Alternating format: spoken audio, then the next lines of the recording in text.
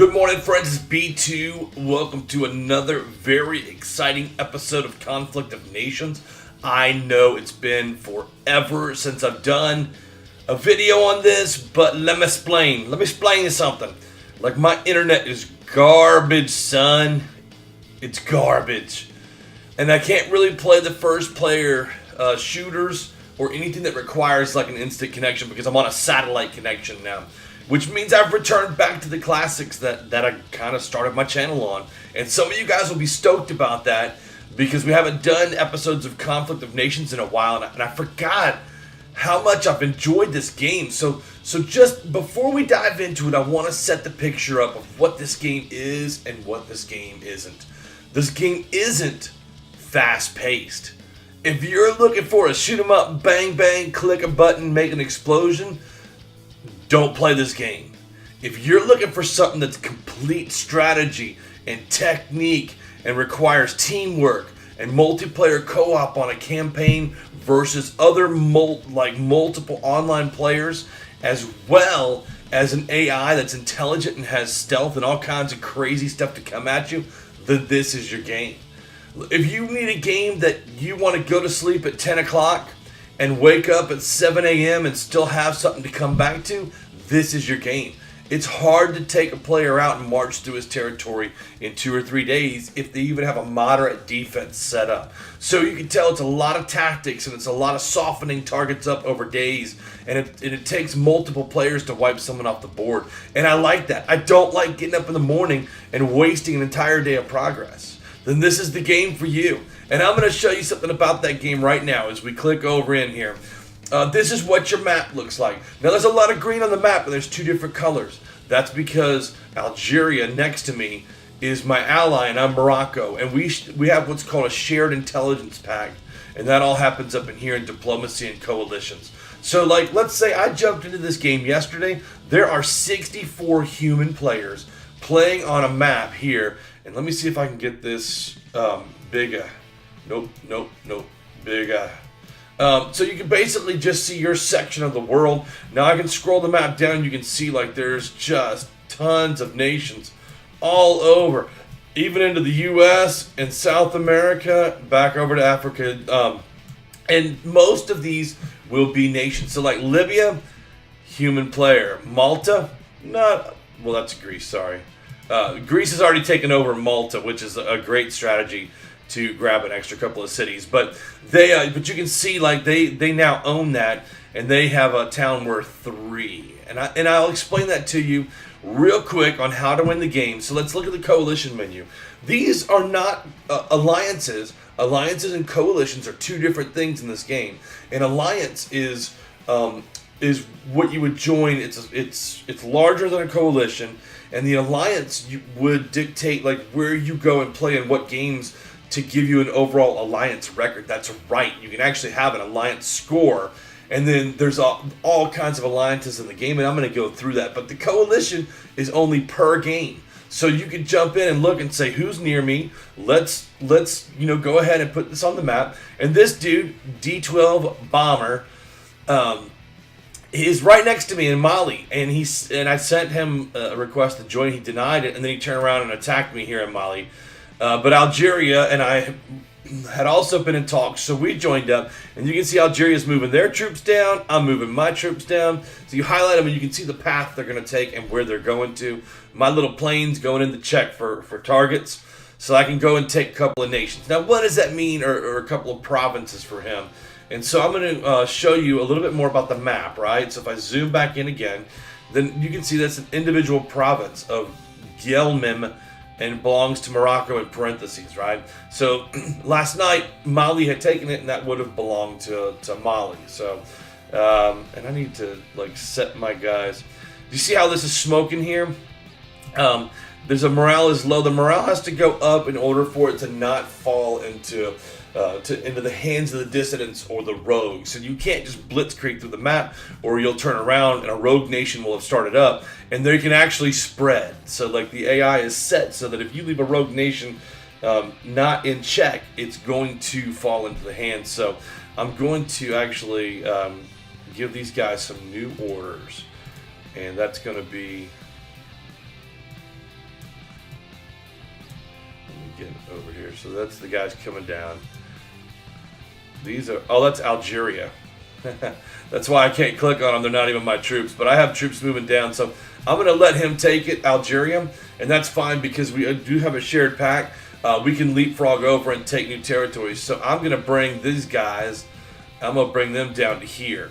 And then that way he can run down the coast and I can support him down there. So I actually have a frigate up here that is coming down. So I logged back in the game and I hadn't logged in for a while. I had a bunch of gold and this guy was threatening. So I burned a little bit of it, like 30,000 gold last night to get some extra anti-tank and to build a frigate like on day one.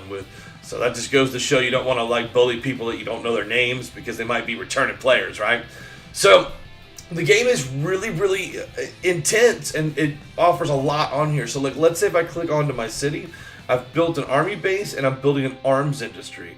And I can go further into the menu by clicking on there, anywhere on there, and you can see that it's under construction. And this arms industry, I'll show, it does a resource improvement of 13%, 20%, and 50%. Now that's super important because you need resources to basically do about anything else in the game. So if you look here, I can build basic infantry, and then these guys, it will show you when you highlight what you need to build. I still need an army base level 2, and a recruiting office and research basic mechanized in order to build this unit. That's why it's kind of gray barred out here. But it says research not even available yet because that is further back a chain that needs to be built up. And I'm going to show you the technology chain. Chain rather. It's not quite as crazy as Civ. It actually is really well built, makes complete sense. It's easy to understand. But you can build tanks, you can build support, which is like your artilleries. You can build mobile artilleries, rocket launchers, and all kinds of anti-air, and radar, which is extremely important in this game. You can do 3 different types of helicopters, like 7 different types of planes, 5 different types of support planes, and bombers. So look, you can have this P-3 Orion's a naval patrol aircraft, can see like subs and stuff in the water. AWACS kind of is a more advanced version of that. The Hawkeye is even further advanced than that, right? So then you have a heavy bomber and a stealth bomber. You can do 5 different types of ships, 2 different subs, and 3 different warheads delivered on 3 different platforms, not to mention stuff that can be launched from your subs or ships and stuff too. So it's really, really intense. Lots of options to build here. So let's talk about the tech tree, right? So this is it gives you kind of your nation really kind of relies on a few different researches, the Western research, but then it has different countries who fall under different researches, and they're all fairly similar, but some of the icons and the shapes of stuff will change, and that's been an ever evolving thing with Conflict of Nations. So for me right now, I have researched basic infantry. I have not done mechanized or Marines or Airborne or National Guard. Like, I haven't gotten that far yet. It's day 2. So like, and then you have to really determine how you want to progress. Like right now, these are red and I can't buy any of this research anyway. You can research your tanks to make them more powerful, and I'll tell you what I mean by more powerful is, let's take a look at the main battle tank. This is kind of like your go-to, your everyday, like go out and kill stuff. And if I click on here, it's going to tell me that it will attack infantry at 8 and defend it at 8. It'll attack other tanks at 8 and defend it at 8. Cities it'll attack at 0.3, which means it will destroy buildings. Very, very slow, but it will destroy buildings. And it will attack choppers at a 1, so it'll defend, basically. And then it kills people 3.0, which is people in your city. Now, terrain modifiers. In light vegetation, it has a 50% boost and a 25% boost in defense. So it attacks 50% harder, which means it would attack at a 12, and it attacks 25% harder on defense, so it'll defend at a 10. And then the speed value is 1, so it just moves regular speed. If I move it to a mountains, it's going to lose 50% attack, which is going to be down to a 4 attack. So you get how those numbers all kind of work out. And you can see how this game is extremely important to use the correct units in the correct places. You don't want to pick a fight in a mountain, basically, because you're just going to be, you're going to be at a disadvantage. So would not recommend that. But now let's say if I wanted to go back and say, how would I attack something in a mountain? You know what I mean? Well, what about a strike fighter, right? Let's go in here and take a look at his stuff. Wow, there's no modifiers for mountains and stuff like that. So it might be better to attack with a strike fighter. You know what I mean? Would that be the better way to go? It attacks other jets at a 2 because it's not really set up for that, but it attacks choppers at a 3, and then it attacks tanks at a 4. There's no defense because a tank can't hit a plane, and troops on the ground can't hit a plane, so that's a pretty strong unit to catch, anybody's units out anywhere and do some major damage on them. So, and then of course, if you look down the tech tree, like what types of ships do what, and I will say the frigate class is extremely valuable early, and I'll show you why. It pretty much attacks anything. I mean, it doesn't care. Like anything that comes around it, it's going to hit on its radar and it's going to attack. So I'll show you a frigate, an early game frigate right here. You can see how it's the radar is hitting those those 2 green dots above it. That's Spain's troops. Now it's not going to aggro them because they're on radar. It's just going to kind of give you a picture of what's close to you. So as it moves down the coast, it'll get down here and it'll pick up any troops that are advancing towards you. So it's really powerful as it gets down into here, going towards Nouakchott or whatever that town is, and Dakar, right? So I have a feeling we're going to take these coastal towns, 4 of them from Mali, pretty close. So Mali, if you're watching this YouTube, buddy, my bad, but you are getting took. You know what I'm saying? What else? The most important thing about this is alliances. And so I'm going to go back into the alliance menu and show you. I'm in Last Legion. It was the alliance that I was in before I stopped playing, and I messaged the alliance leader, Cyclone46 here, and said, hey man, I'm going to come back. Like, what do you think about that? Like, would I be able to jump back in? And he was like, yeah! He was excited. He actually messaged me a couple of times over my 8 or 9 month break. I forget how long. But these are the guys that you're going to fight alongside. We're 27-4, which means they probably have won about 20 battles while I've been gone. I mean, awesome.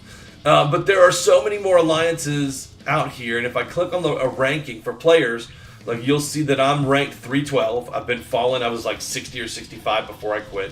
So 312 is not that great, but I'm going to boost up there. I guarantee you. I'm killing units, and it's going to fall on when you kill enemy units, whether they are player units or whether they are AI units. It goes to this score. Like, so the military score goes here. And then you have an economic score here. So any buildings you build, you get points towards that as well. It's really well set up as far as, just as far as getting everything accounted for and having an overall score. And then if you look at alliances, you can find that there's all these alliances in the top here, like Grupo, there's Private Military, there's French Legion, Team Awesome. And I would say go to the Conflict of Nations forums and look in the alliance one and find out, like, Cyclone has done an amazing job at determining who are the active alliances and who are the active alliances that want to battle. There's probably like 12 or 15 that love to fight and will always, like French Legion has been around forever, and they will not back down from a fight, and they are very experienced players. They might have 10 wins and 8 losses, but I can tell you, like, you don't want to underestimate these guys here. Private Military, I think, is pretty much, they were 5-1 when I left, so I doubt that they're very active. They might do a lot of pickup games or alliance games on their own. So we'll see. But anyway, that's where you would find the thing. And the ELO is basically how high you're ranked in there. So right now, for a win, I think we get a minimal amount of points. But if we lose pretty heavy. It's to keep the ELOs from getting crazy, right? So I think that's all I'm going to do for today. I know we've got a long episode here, and it's going to take forever to upload it. But if you have any questions, hit me up in the comments. And these guys, I've already told them that I'm going to start my YouTube up on Conflict of Nations. They're here for you to answer any questions you might have. So hit me up in the comments, and you can also join our Discord. I'm going to go ahead and put a Conflict of Nations channel in my Discord as well.